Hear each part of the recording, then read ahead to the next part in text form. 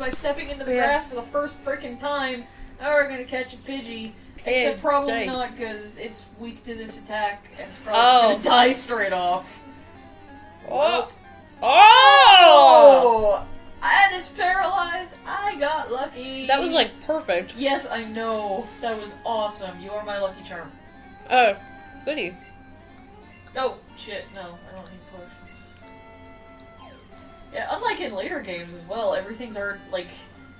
The later games have, in your backpack, there's different pockets for everything. Mm-hmm. So it's really easy to find the balls, the potions. Everything's just like, you throw it into your backpack and you have to dig every time in this game. Easy to find your balls in your pocket. Exactly. Pidgey is very docile. If attacked, it will often kick up sand to protect itself rather than fight back. Sorry, does that say it's a tiny bird that's a foot tall?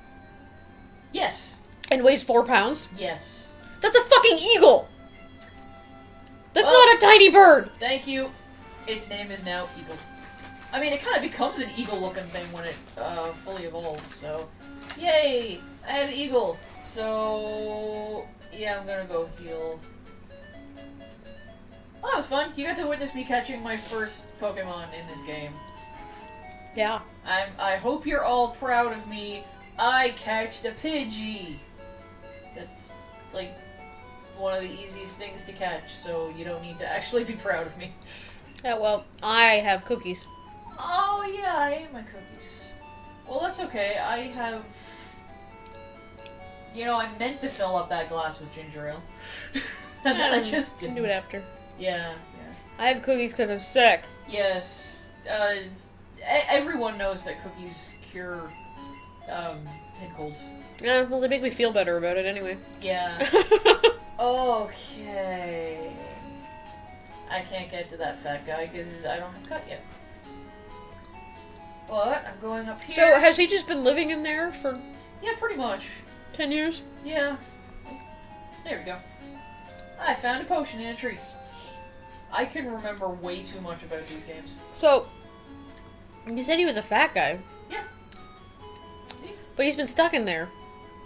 Has he been eating the Pokemon? Well, there's no Pokemon in there because there's no grass. Oh. So... Well, you don't know how many he brought in with him. Well, I suppose technically he could be fishing, because once I get a fishing rod, I can... Oh, you can fish in this game? Yeah, you can fish in all the games. That's how you get... Well, unless I buy a Magikarp, that's how I get... That explains how he's feeding himself and not wasting away. Yes, and now that we've disturbed everyone... Yay! It's a Nidoran female.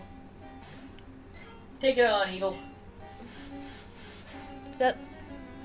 The little sprite for Eagle looks really funny from this angle. It does, and like, they use the same back sprites as the original games in this one, but they changed all the front sprites. Oh, I don't know why. It leads to some weirdness occasionally. I really love how to the corner of my eye I could see you doing hand motions for back sprite and front sprite. And weirdly that actually made it make more sense to me. I was like, back sprite? Oh, yeah. What? And you're like, front sprite! And I'm like, oh. When do you see them from behind, or when do you see them from the front? Yeah. Okay. This is the part that always results in, like, early level building. I should nickname things. I really should. Yeah.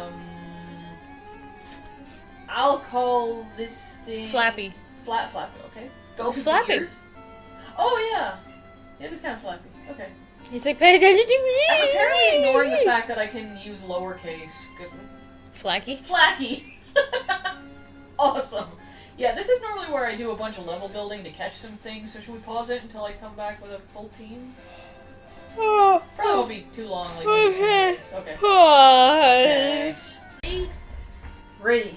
Resume! Okay, we're back. I went and caught a bunch of Pokemon, so we have, you saw Eagle, that's Flacky, Glappy, Mr. Pointy the Spearow, and Toast the Mankey. And why does Toast look the same as Flacky and Glappy? It's just the icons that they use. Because Mr. Pointy and Eagle Spoons looks so fat and squishy.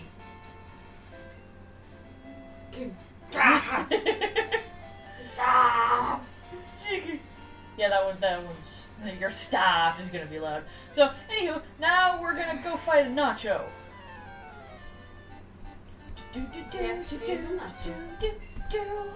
You're going to Pokemon League? Forget it! You probably don't have any badges! The guard won't even let you through it! I'm not as thick as you drunk I am! Did your Pokemon get any stronger? Well, let's find out as I throw some birds at you. Peck out his eyes. Nacho wants to fight! Yeah, I wanted to get Spoons up to this level so that he could pretty easily take out one of them and probably take out the other one too.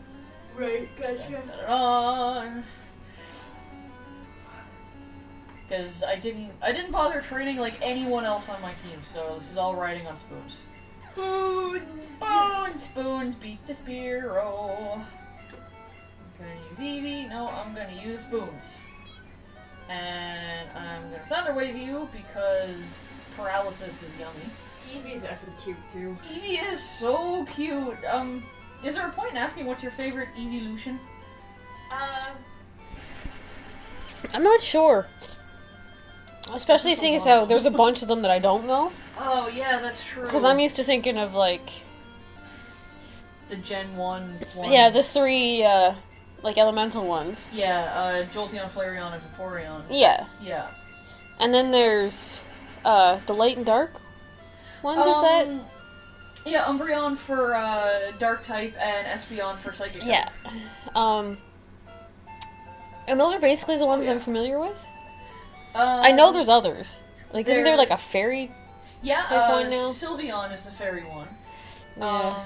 Leafeon for grass. It's and probably Leafeon. Glaceon for ice. See, I think Leafeon just because I like green and planty things, but I seem to recall when I saw it I was kind of disappointed, but I can't remember. Oh yeah? I don't know. To be perfectly honest, I'm the kind of person that if I had an Eevee, I would be like, evolve whichever way you choose. And it's kind of cool, like, the first three from this generation, they pretty much, evolve whenever you stick an elemental stone near them, but the other ones evolve different ways. Yeah.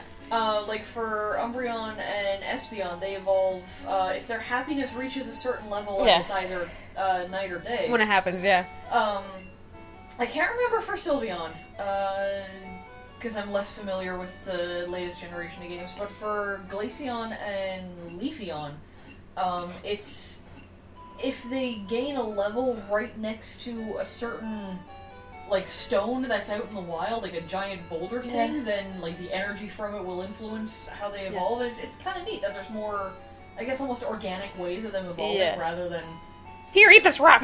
Love this radioactive stone. Yeah, and I mean, I know in terms of game mechanics, you could just let it go, but it wouldn't really matter. Yeah. But in terms of like how it would work in the real world, quote unquote, like in the anime, I would not force any of that shit. I'd just be like, yep, you can be what you want to be. Yeah. And I'd be like, yay, you're a thing. Hooray! Hug me! I see you're using a Pokedex. I'm going to teach you how to catch things. And I'm like, dude, I got a full belt load of them right here. How could he see you're using a Pokedex if it's a new invention? I don't know. Don't question it. I question many things. This basically got put in there so you couldn't exploit the missing no glitch from the previous games. I think he told me that with that, but I don't know. It's a weird piece of coding that, in the first game you could talk to him voluntarily and he'd teach you how to catch Pokemon, and your sprite would be replaced by his, and your name would be replaced by his, and your actual info would be stored in the game's memory. Okay. So there's a part in the game, where if you surf along like the very edge of a city, you will encounter Pokemon from the last area that you were in. Mm-hmm. So, since that information from, like, if you let the guy teach you how to use Pokemon and then go to that area, the game accesses the part of the memory that has all the information that has nothing to do with Pokemon and everything to do with your name and your icon. Okay. So it produces this weird glitch Pokemon called Missing Number.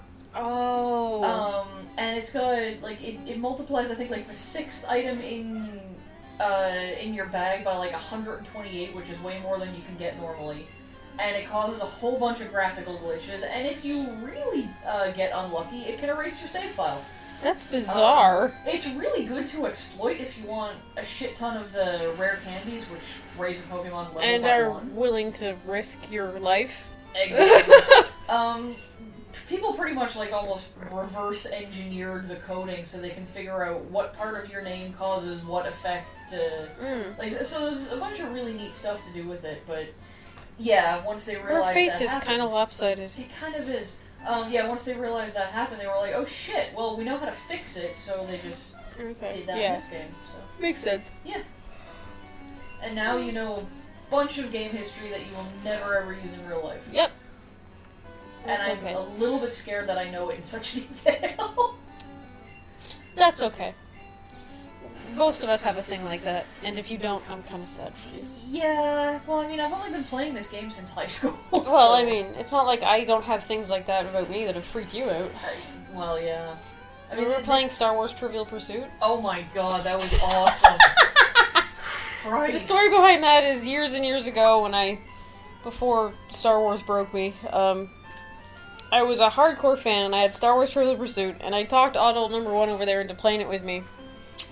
And I totally, completely, unequivocally won. So much.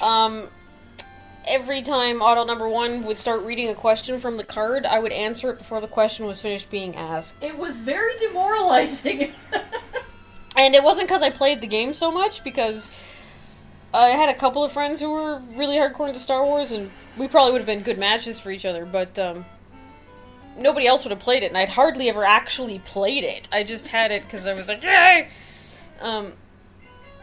Yeah, so we were bored one day. That's what happened. I think that's the only time we ever played it together. Yes, for my own self-esteem's worth. Yeah, I don't think I ever asked you to play it with me again either. I figured that would be cruel. Yeah, well, I mean, I guess I've learned a little bit more, mostly from your various rants against George Lucas, but... Yeah, still. though, I wouldn't know most of it as well anymore. No. I suppose, yeah. I'd feel stupid. I would hate it, because I just haven't been as into it in so long. Well, you know, since the prequels, pretty much. Yeah, though the newest movie was good. Yeah, it wasn't bad. I was pleasantly surprised. Of course, I was going in basically telling myself to expect the prequels, so that really it would have to be really bad for you to be disappointed. Yeah. Shut up, and Caterpie. It will never be canon to me.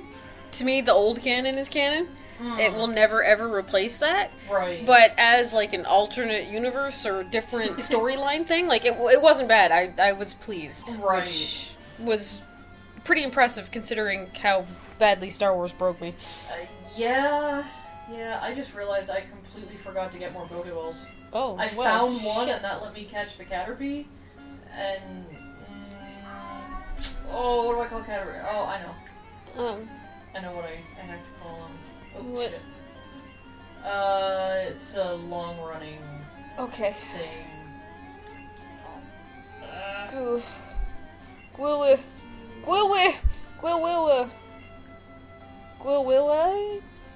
Gwilwilling? Yes. Okay.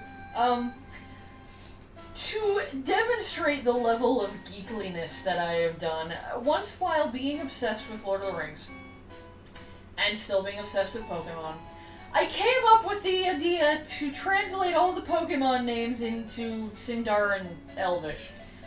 And I can pretty much hear the internet laughing at me right now. But that was one of the names that I really, really liked, because it basically, I mean, it turns into Butterfree. Yeah. And that was kind of the combination of the words for butterfly and free. Mm-hmm. So and it fits really well, so I kind of like it. Gwilwilling. Got it. Yeah. Got it. Yeah, I'm a little bit embarrassingly geeky. That all depends on whether you're embarrassed by it. Well, I did just admit to anyone watching this that I was that obsessed, so... Yeah, but you see, the difference between you and me is me admitting I'm that obsessed with a thing doesn't embarrass me, so I don't consider it being embarrassingly geeky. Well, I suppose, but... Just geeky. It doesn't embarrass you at all when, like, if you've done something comparable, like, well, you know, actually knowing a couple of things from you in high school, you did comparable things, so yeah, that's fair. I can't think of... I can remember that note you wrote on the board in math class in Orabesh. Oh, yeah. Totally. Well, come on, at the time, we were basically using that as our code for notes when we passed them between classes anyway. Well, no, a couple of you were. I wasn't. I didn't know it that well. Well, should have been. I'm so sorry I never had anyone around to teach me a fictional language at the age of 16. It technically wasn't a fictional language, it was just a fictional writing system. Well, okay, that's At least that we were using. Yeah. And that's why I did it, because I knew it would only be my friends who could read it, pretty much. Yeah. Though I remember seeing that. I had no idea what it said. I had no idea what it was for a while. And someone had written on the board next to it, "What does this say?" And someone else had written, "It says, we should have gone to the gym." And it was only after I saw notes that you passed to someone else, and I'm like, oh, you must have written that. Oh. Yeah. Yeah. Sorry. Shit. Anyway, it's time for next time. Oh, it is? Okay, It cool. is. Next time, we'll wander through the twisty forest of twistiness. Whoa. Yeah, it's not that Hopefully it doesn't make me motion sick. twisty. Next time. Yeah, next time. Bye. Say bye, Pikachu. No. Okay. Okay, we're done. Okay.